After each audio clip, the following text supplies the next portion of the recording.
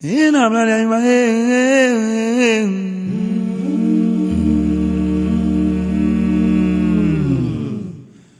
Odea, my manche mamimba. Ingania will our worship.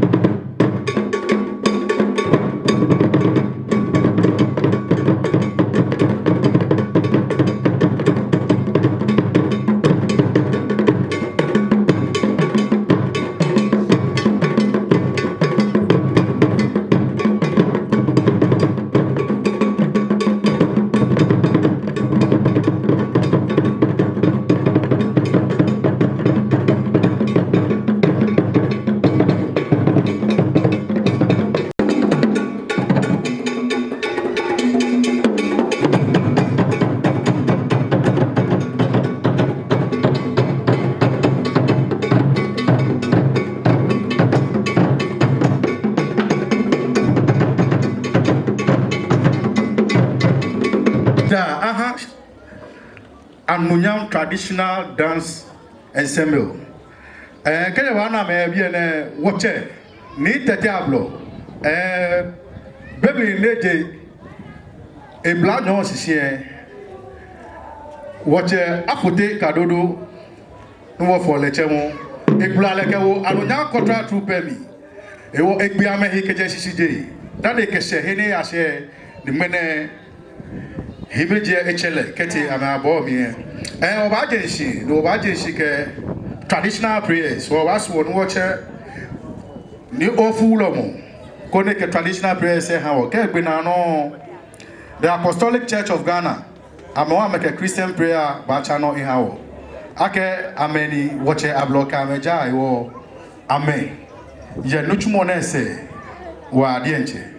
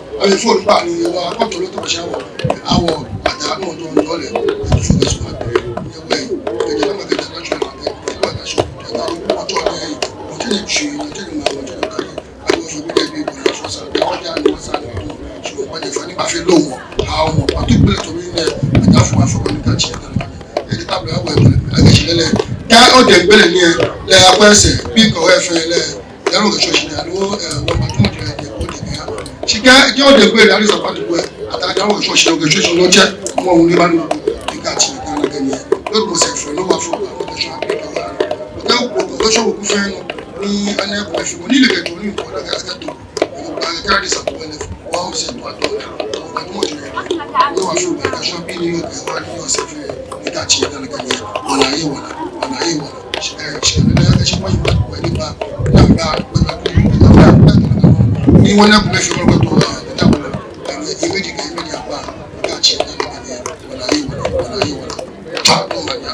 Yeah.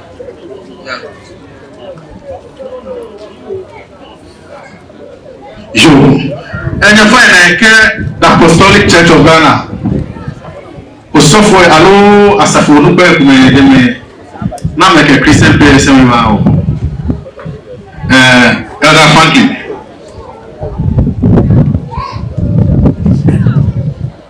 Waba sorry. Take bi na chonya wie. Ya ke shino feno mie. Ke o che ofie ni yo nwe ne ba fita wo yi. E ba ta wo te bi ene no ni ofie o ye mu. We wo waba sorry. Wo tu bi efe no feno na ba tu ye bi wo tu wo ofie de. Ni e ka wa ba jenshi. E te afile. Ni ina gbe ho afile. Ya wo sorry ya. Che ofie. Omoni obonwe ni oboshikon Jehovah neke shwane ne wadamo ohie waba ohie ekron Jehovah waba biene akashi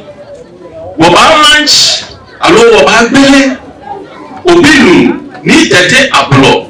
ni waba chele kete ohejo omo mie waba gbele a book of Condolence Simon waba gbele na toni agbele wowo yara ahuno wo jera fi mo shineke ngele gbine asafoye wa ni wo badie ne no fe no na afa bia won to wo ni wo pa bo fai be wale fe e wale ni ateshi awon ni fe mo ne wo kele ugo ona kushiashi joa wo kele ugo ona chianshi joa wo kele wale fe wo de joa wa yelumo e bia ne ke wa jeshi ke wa be na ye boche bi ke mo kronkron ba mi wo solio amen.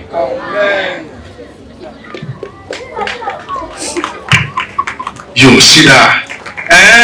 The banner can offer traditional prayers, Christian prayers. Simon, watch it. Whatever watch it. Can one me? Can one on you? Need the Ablorh. A boy who modern work, a hacker than me. A capusu, a yaggy soon. A jet tree. Yet no fear on a film. You work a 1 year as you know, Keba Melalapu. Ililamu nakano amejo na mejo ebo ewo mode ahwechi leju asomoju ajugumu alojo okukume something kedi bi fe oba na wonye Ablorh ekwe ewolode nie ikede funshi efio no ewo ni mene wona ake wo hulome ke wo sofui fe abeba biene ni ameyi ehe odase wo heni mo se wo bate wo che ekume miji ni alabi bode duwo fo le chemo ake alabi swade be kode huero mi ehie swade cultural troupe na ne state dutch player ni nucho ewino kete shon le hu etula ni Ablorh na jinsan wo mene Iba pano kufi oke hawo. Yo obabule to ibebli. Ni de ni oke benko microphone.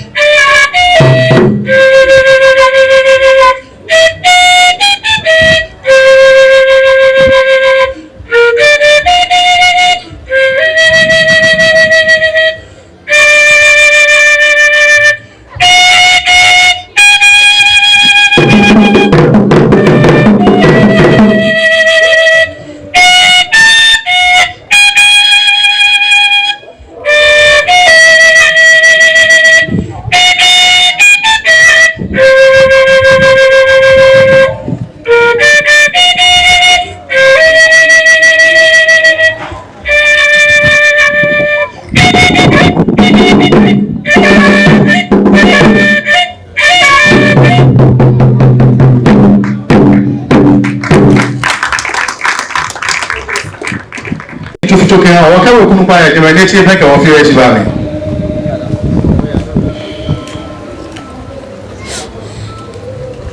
Anne, Tejole, Anne. I go where I go away. One year, every Catoni, like Anne, ne, Butcher, lie, Numadasi, Numadasi. Kani akweda nkwa akwanhyenche amena wole akashi amenyanyo ka mesonlo na mekle na ake ni woka ne bia ahu ne hyegme ne gbini mene gbina sana amenyanyo wole oni wona no wo ba fio ni yo mi ti akashi won lunch ni Tettey Ablorh niji egbejanu ya oh fio ni yo mi akashi in the book of Condolence. Confirm. Oh, Bena, Condolence. Yeah, which none man be fair like none in one or Google. A piano for it, like I see. Few nigger for me. Amen. Amen. Ni ake wo paagbe neke ake woche wonyemi ke woswolo baashiwo oya neke Shimu nala yomo ekuke pele jinoko ni akeshika nye ahi kule dane shikache baishi ni unyafu baya nakano ni unyafu afashika bawo bele yomo ina wala ni baye unya ni bofia woni je ibaya naka boji ake wonyamie ke woche ke wosmolo ishiwo egbe woyi amontone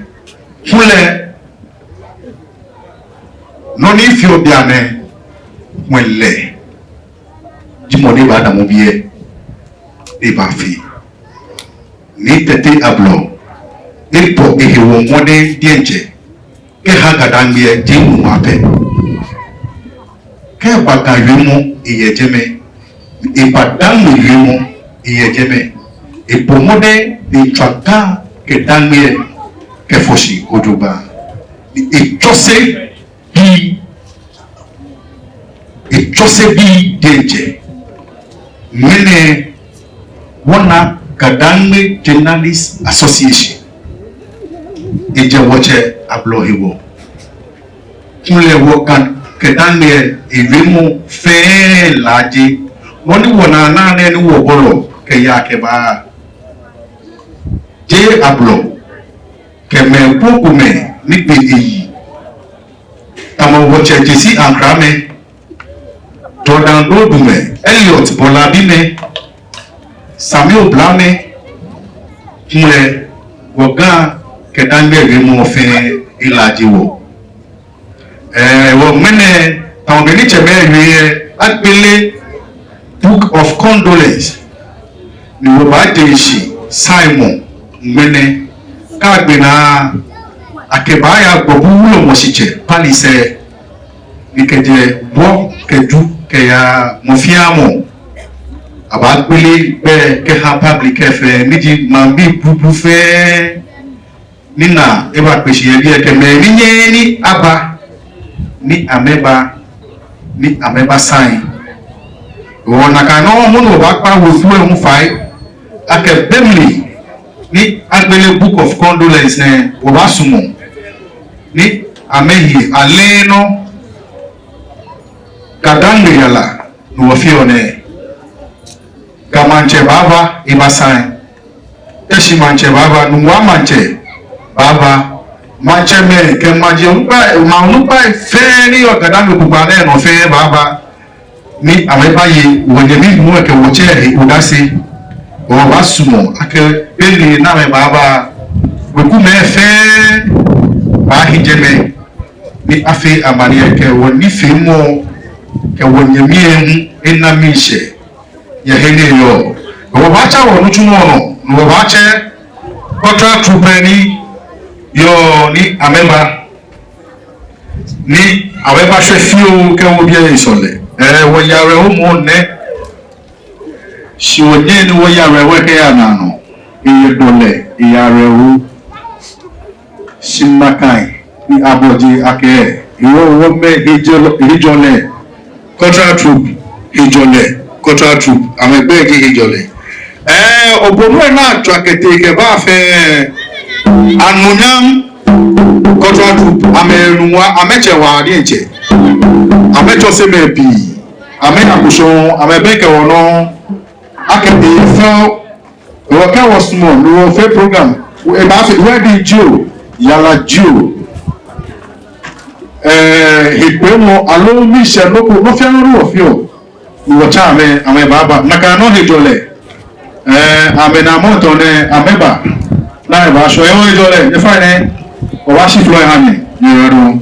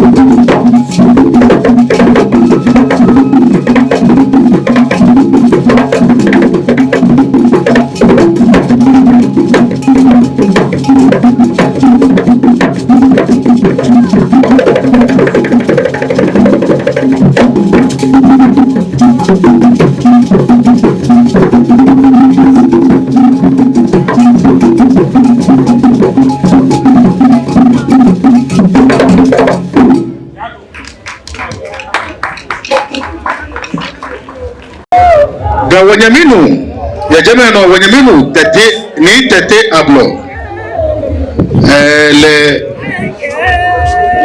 a book of condolence ni wogele omene ni wo ha no ma fe ke gadanwe fe ale ake wokame officially ake woche wosun ni Tettey Ablorh wongo eyalano mene o si apotemlidete niti ni jegewesiya ba hawo yemo fio ni boni ba wawo keneke yemo di woche ata otipu oko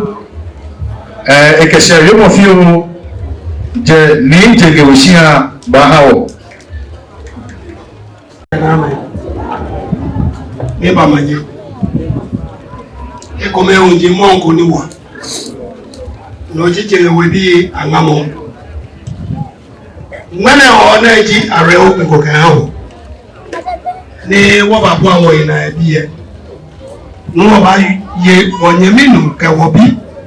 eme ko ma che ni Tettey Ablorh odase ni mo no wo ba tun oni wo kan pele woro ni me fe ke so lo ikeni ni awush ona me ye odase boneji e bone yo nu wo kan wo eyala no ja ka yala fe mo e ben ke wo ikeche a fe wo dro mo ba na le towe wo binu ka Wanyaminu ni Tettey Ablorh le ye je wo peje je nu wa peje she draw money for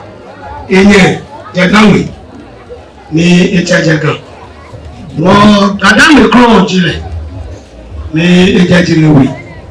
ejajilewe pe mu eto ake eje seje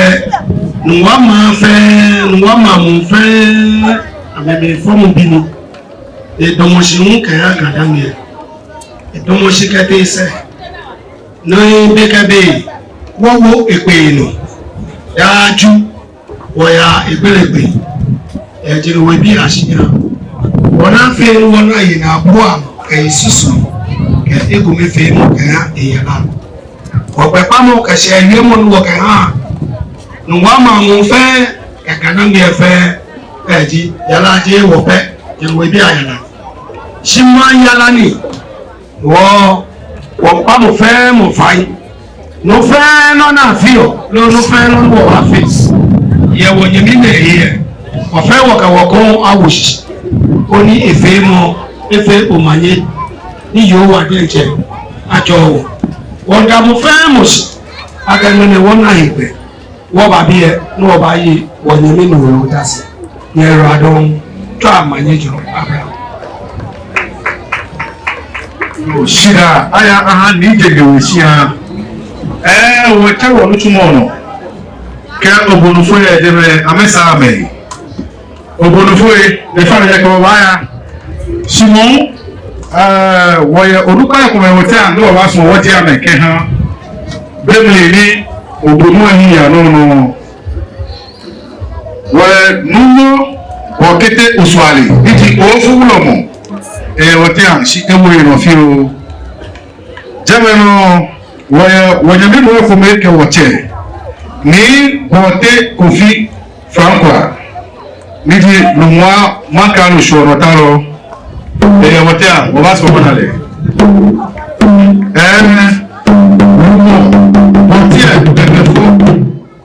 niji popula pia wotia shi ewe no fio nakano lumo bote obla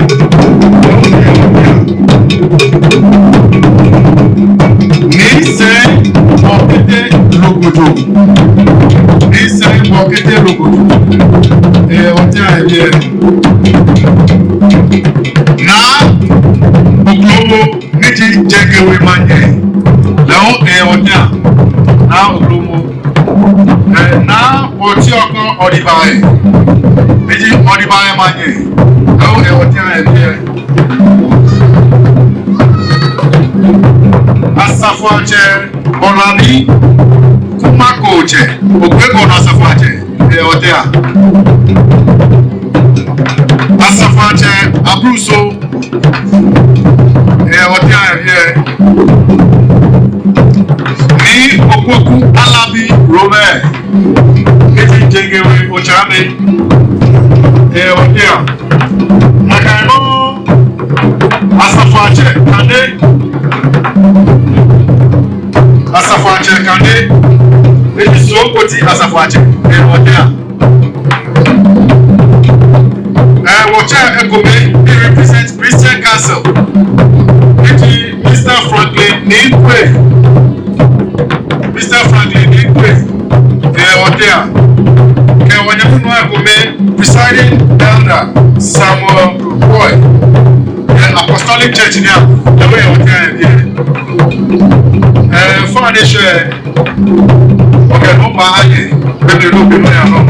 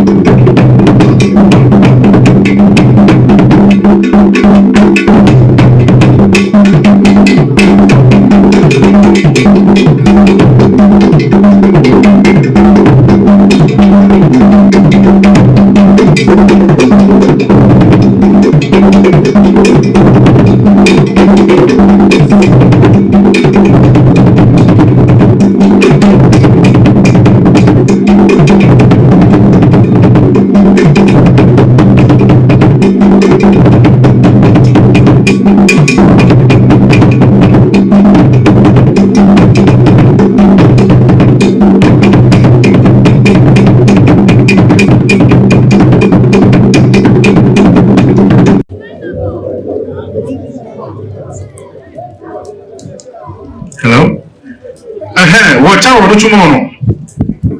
jemeno odugba kumenwe wote anu ni wo baso wo dia mekecho wote ni bote ople jalesani ni ji nu wa fe oblata manje wote jemeno hunwe wote ni bote samu ni ji sarora manje wote ebiene ke wonyemi no ekumi Mr. Samuel Bote Samu. Now, what here? Nakano ni Kojo Bote Samu. Niji enyo majo senche. What here?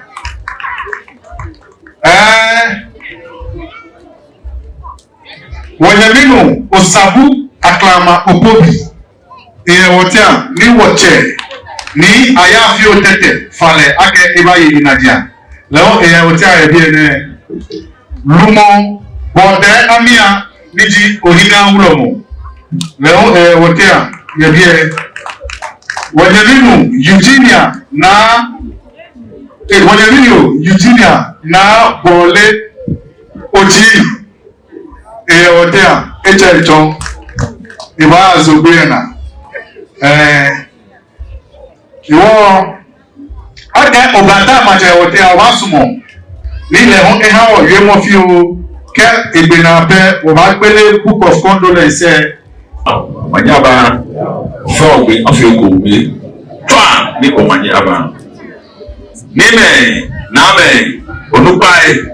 Wawaye Asfatame Sentame Kemambi fe ni Ibabeshi Ebiene ni Obonu Cheme Fata Obonu Fu Fata Mene wo Shitamo Ebiene Ofa wole no he woni watashi ni ake yeno Ofu ye wo Nyamenu Esane wo Nyamenu ne wolele ake ni Tettey Ablorh ni nuwa afi nuwa obene nuwa owo ba afi nuwa owo eje ni Tettey Ablorh ke isamafo ni media bi ni ke egetuni kenye kwe ibana ke be fio mine nuwa afiye de eton kimfe noko ni kimfe kwa ene hewo bene gan edan fe bene ni Tettey Ablorh ke wayi no femo eyi na kan be no kekle wawo abireke je antan yi ke ba ife le ake wo forole alo ake adai biye ta tonde ni ke ba no ko jele fe ake anio aye chi wo ka ni Tettey Ablorh ke Obonu TV Obonu FM la tenu TV Africa ni Tettey Ablorh la je tuntun 20 years ke omanyaba ke wo adafito la koko me fe o kamete antraye ni Tettey Ablorh le nyame yen ni o ka chumuni bi na fe be mi ni o ya antraye ni o nye ke ba eye panu ye fe age aje antraye ina shene asho onya kwa na she konwe ame ali ake o she kon anye ke ba ona wa she onya kwa ame wole ake devele ake ashe onya kwa ko amonya tia befe amento adafi ohoho ye pano ni Tettey Ablorh le nyame yen wo jeje wo shechikabu wo shalanda wo shechikabu fe ame hajile feli ahu kwa gbe ketamansu wo je ketamansu ahu ko amojo olu kemo apikagu kemo santo fe ni Tettey Ablorh ke arabito alone ame hajile feli ni bebe ni arabito ane ya no menje imagine ni to de fe menje to pe yegbe no yake amena amenu ake nuago yawo adai bi ke ya antraye kemba no mo fe mo ba ke no se na ho to adi onu wa ma ni jiko ye no se ne agbene nuwa afi efe nuwa afi kinfe afi no ni Tettey Ablorh anu pale ye mo ke shikone ejigbe ebomode ehanu makro ni sani esake shuale no ni Tettey Ablorh shon shi meni obake nyewole ni efe le pe e di no hewo ni meni e pale ni chumo ni ikle ya ne o ni Tettey Ablorh yawo e hidolebi ni Tettey Ablorh yawo sheko otobi sheko ya afi mo bi shimene ile fandi ake mo ko eta to ni Tettey Ablorh ile chudu ko pote ha no mako ke mane fe shiri tabi sani wo shita mo na bi tani no mama che fata wo ye bi ene sani obulo mo shiche e fata wo ye bi ene shi abia ke na be abio mene wa me fata wo ye ndi o pe jake nínú wa bàtú tí ọmọkùnrin bá tẹlẹ ní ìbẹ tí mo ẹhàn yìí mu agẹ wọn á mọ fẹrẹ mọ alẹ agẹ wọn mọ gbà túfọ nàyìnà ọhún ẹ lẹdí ẹjẹ eke enupa níyìn nù wọn àwọn enupa ẹsẹ bàbá akẹ àgàfi tọlọ yìí túfọ nàyìnà ọhún ẹ abẹ mbàkúrẹ abasan. Book of Condolence lo mi ka bi na ma wo ewuro e ka oro ni akafoshi menene mede wo number babulo mo shiche e be bia me ba bia shi wo fe wole ke me ni le won amena amena bia ni ake le number babulo mo loko ni ko gbele here enye ke ya o bi ya kusuna ro enye e ba fata wo mene e bia ni ene ro lóde ma yọ wọn náà àbíyẹ yìí náà àbíyẹ ṣìnà ẹjọ àgẹ àmẹfẹta wọ̀nyí yẹ mú mi fa ní ọmọnyaba.